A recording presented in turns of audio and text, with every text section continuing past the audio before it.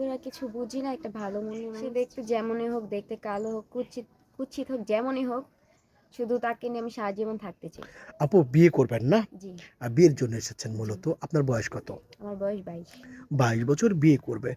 এখন কেমন মানুষ হলে বিয়ে করবেন? তার মনটা কেমন হতে হবে? মনটা খুবই ভালো হতে হবে, নামাজি হতে হবে। নামাজি হতে হবে। জি। আপনার নাম কি? আমার নাম খাদিজা। খাদিজা। আপনার সাথে যোগাযোগ করবে কিভাবে? আপনাদের মাধ্যমে করবে। আমাদের মাধ্যমে। প্রিয় দর্শক, খাদিজা নাম।